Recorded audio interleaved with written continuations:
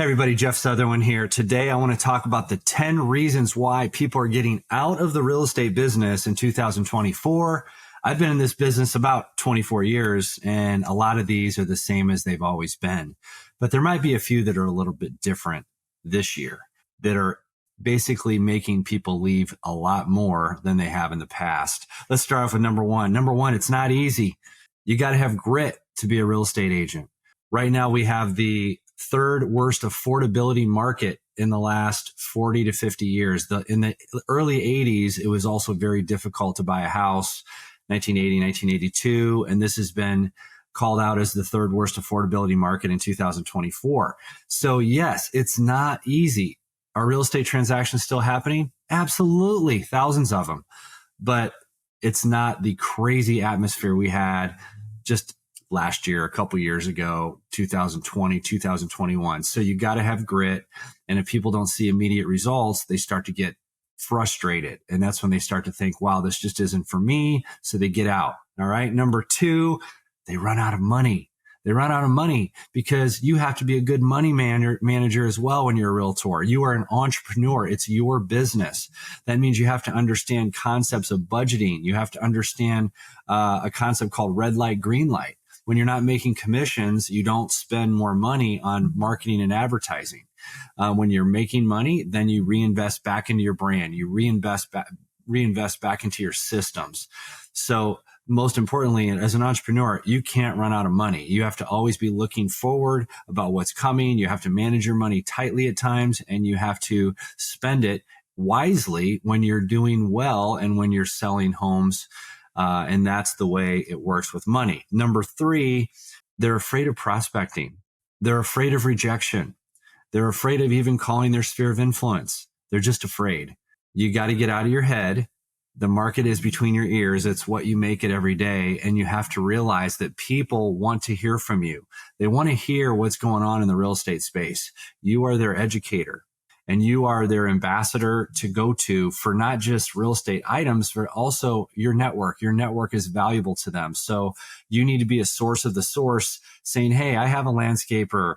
I have a tree trimmer. I have a plumber. I have a painter.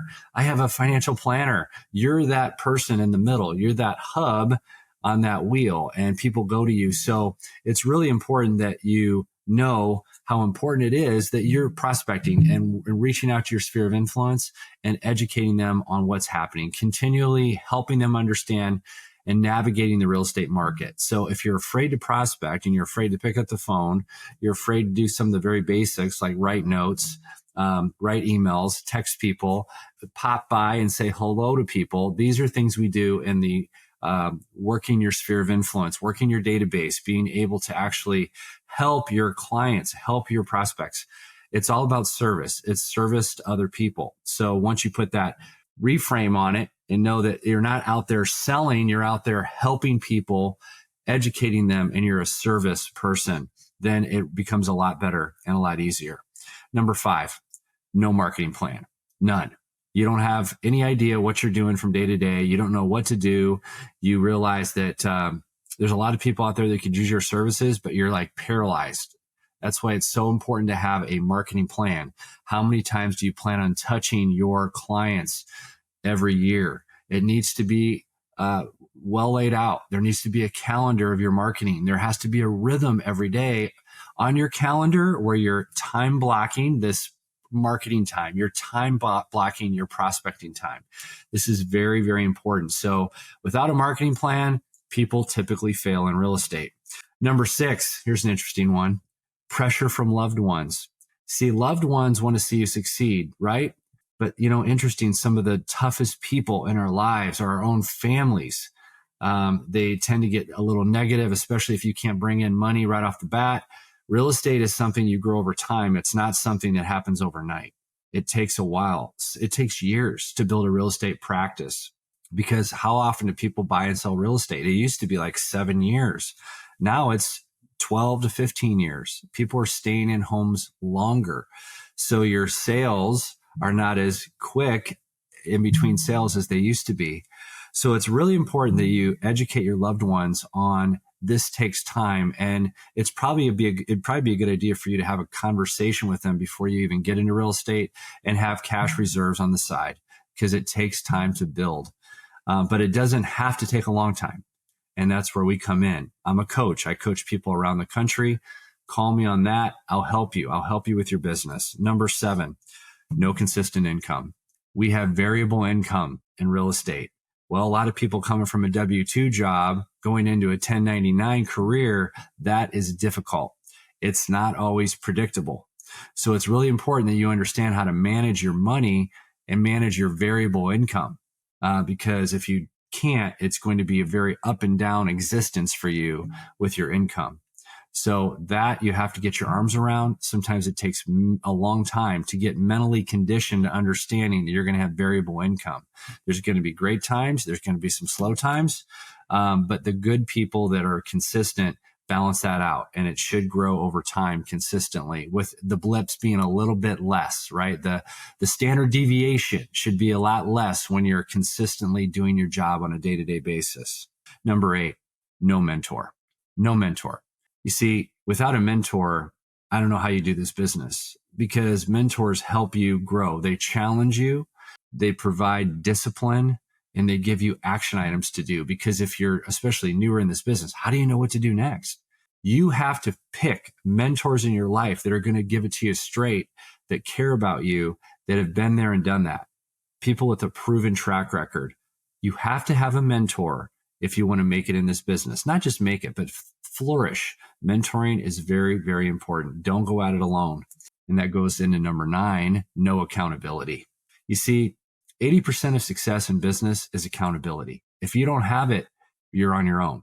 Accountability is important, because accountability introduces the language of business, which is numbers, right? We know that if we do certain things on the front end, we know on the back end that will come out as a result. So get attached to the activities and detach from the results. When you're attached to the activities, then the results happen. Right? So don't worry about getting the deal signed today. Worry about doing the right work and helping people and serving people and loving on people. That is what it's about. But you need accountability. Again, see me if you want accountability. I'll give that to you. I'll help you understand what are the things you need to do on a day-to-day to be successful in real estate. And that goes into our last one, number 10.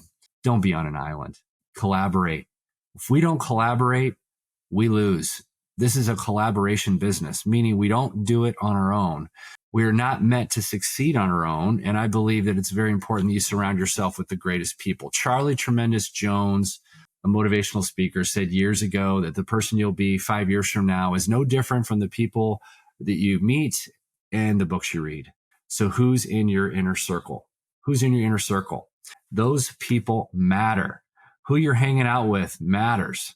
Right? You need to start stretching yourself and looking at people that have done very, very well in this business. Ask them out for coffee, bring a pad of paper, and then write notes. Write notes on everything that they've done in their career. Ask them if you can just take notes and ask them questions. You'd be surprised what will happen, especially at the end when you say, you know what? Could you help me? I really could use some help. You'll be surprised. Many people will want to help you, and they can turn into a referral partner with you. So this is another example of how it's so important not to be isolated. So I just gave you 10 reasons why people are leaving the business. So I'd invite you to think about those 10 and then go the opposite direction, so you can stay in this business through 2025. Because trust me, a lot of people prematurely leave the business. They prematurely leave, and that's not good, because they're right there. They're 2 feet from gold, and they quit too early, right when the industry, right when the housing market starts to shift into a much healthier environment. See, we just went through a cataclysmic impact in our country the last few years with COVID and everything else. Of course, we're going to have some rocky times, but real estate's a great career. If you stick at it and you have the right accountability, you have the right mentor, you have the right inner circle, you have the right marketing plan, you have all those things in front of you. So give me a call, Jeff Sutherland. I'd love to help you in your career so you can stay in the business and you can crush it in 2025.